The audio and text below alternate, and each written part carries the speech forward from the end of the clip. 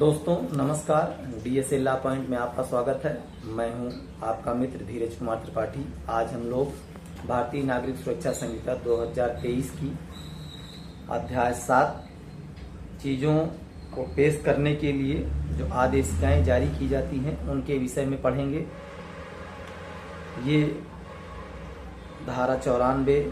से लेकर के ये अध्याय समन करने के लिए बारे में, ये धारा 94 और 95 इसके बारे में है, चीज़ें पेश करने के लिए। तो धारा 94 कहती है कि दस्तावेज या अन्य चीज पेश करने के लिए समन। तो इसमें यह है कि इसकी उपधारा 1 जो कहती है वो इसके अनुसार यह है कि कोई भी न्यायालय या पुलिस थाने का कोई भार साधक अधिकारी जब यह समझता है कि किसी अन्वेषण, इन्वेस्टिगेशन, जांच, इंक्वायरी, विचारण, ट्रायल या अन्य कार्यवाही के लिए इस संहिता के अधीन न्यायालय या उस अधिकारी के समक्ष कार्यवाही चल रही है,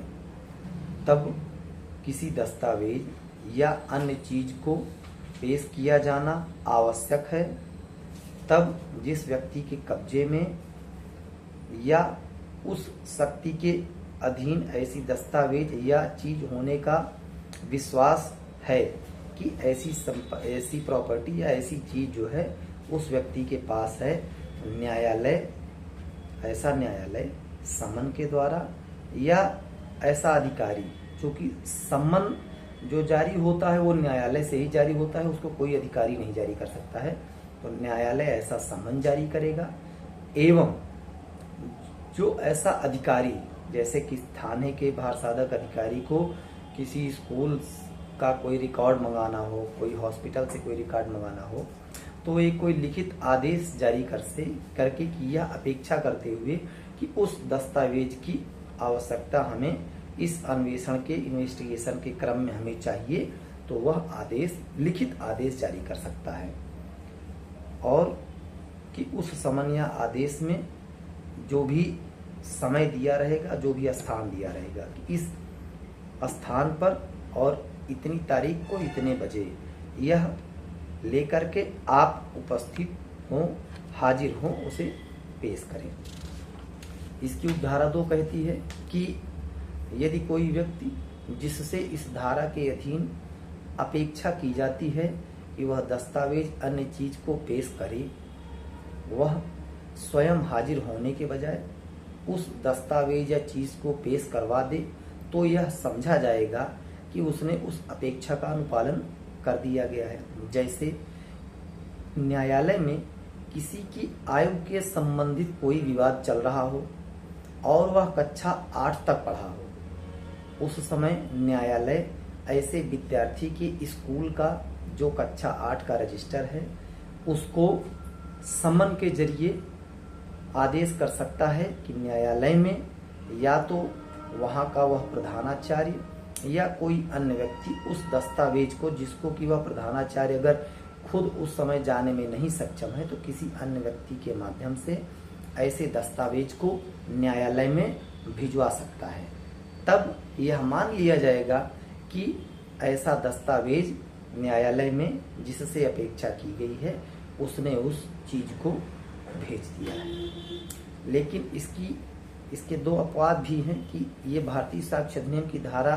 भारतीय साक्ष्य अधिनियम 2023 की धारा 129 और 30 तथा बैंककार बही साक्ष्य अधिनियम 1891 पर प्रभाव डालने वाली नहीं समझी जाएगी। दूसरा इसकी बात यह है कि यह कोई, जो यह धारा है, यह डाक या तार प्राधिकारी की अपेक्षा में रखे गए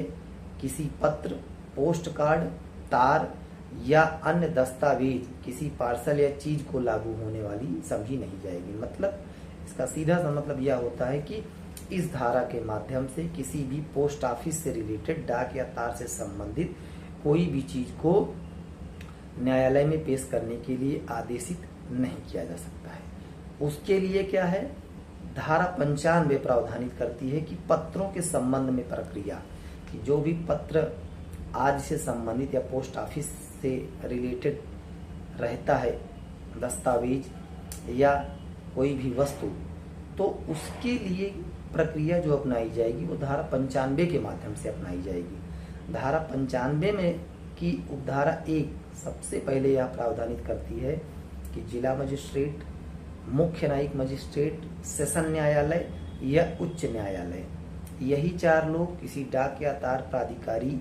के पास से जो भी चीजें उनके पास है, दस्तावेज हैं, उनको यही लोग केवल मंगा सकते हैं। इनके अलावा कोई अन्य नहीं मंगा सकता है। तो इनके द्वारा किसी डाक प्राधिकारी की अभिरक्षा में कोई दस्तावेज, पार्सल या चीज जो इस संहिता के अधीन अन्वेषण, इन्वेस्टिगेशन, इंक्वायरी,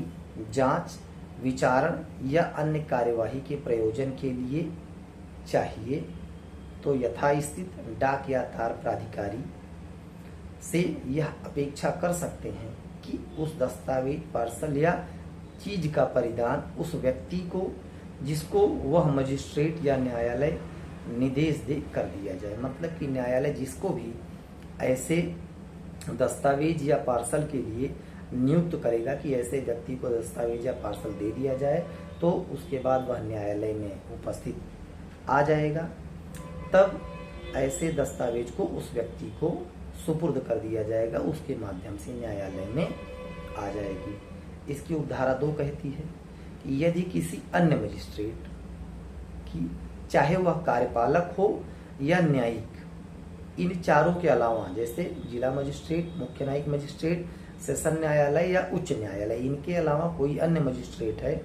या चाहे वह कार्यपालक हो या न्यायिक हो, या कोई पुलिस आयुक्त हो मतलब पुलिस कमिश्नर, या पुलिस अधीक्षक, पुलिस सुपरिटेंडेंट, जिसे हम एसपी कहते हैं,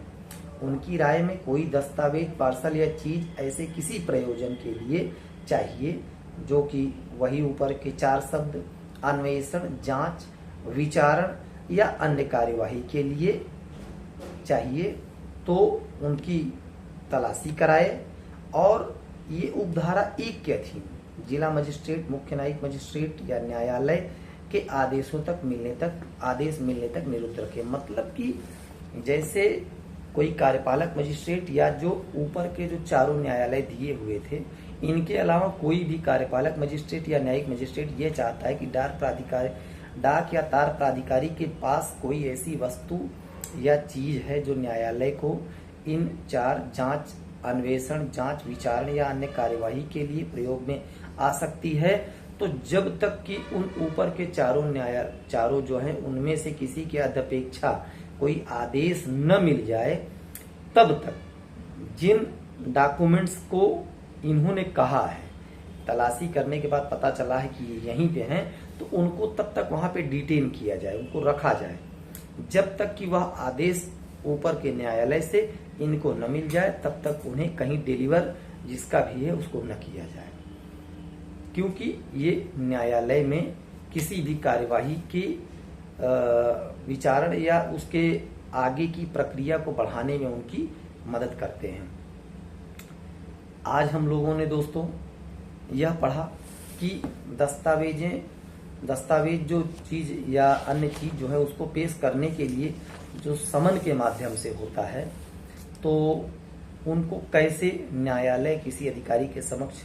पेश किया जा सकता है या कराया जा सकता है। माध्यम दोनों हो सकते हैं। कभी कभार ऐसा होता है कि कोई FIR दर्ज हुई जिसमें अभियुक्त किसी ऐसे व्यक्ति को बनाया गया और वह बालिग है, सामने वाले व्यक्ति को 18 साल से कम का दिखा करके पॉक्सो अधिनियम या किसी अन्य अधिनियम में उसके खिलाफ मामला दर्ज कर लिया गया, लेकिन वह व्यक्ति जिसको लेकर के ऐसा FIR दर्ज कराया गया है वह व्यक्ति बालक है, तो उसके लिए न्यायालय उसके शैक्षणिक दस्तावेज रिकॉर्ड को स्कूल से मंगाती है, तो या तो वह स्वयं प्रिंसिपल खुद लेके आए या किसी अन्य के माध्यम से भिजवा दे। दोनों स्थिति में न्यायालय के समक्ष एक ही बात होती है कि डॉक्यूमेंट आना चाहिए। डॉक्यूमेंट आ गया, न्यायालय उस व्यक्ति से कोई मतलब नहीं है, उसको डॉक्यूमेंट से मतलब है। डॉक्यूमेंट आ गया तो मान लिया जाएगा कि उसके आदेश का जो उसने अपेक्षा की थी उसका अनुपालन कर लिया गया है। तो दोस्तों हम लोगों ने आज समन जो कि दस्तावेज पेश करने के लिए या पत्रों या तारों के संबंध में जो प्रक्रियाएं होती हैं के विषय में बहुत विस्तार से समझा। अगले वीडियो में हम लोग तलाशी वारंट के विषय में पढ़ेंगे। गर्मी बहुत है, आप लोग पानी पीते रहें और अपने स्वास्थ्य का ख्याल रखें। अगले वीडियो को हम लोग कल देखेंगे। जय हिंद, जय भारत।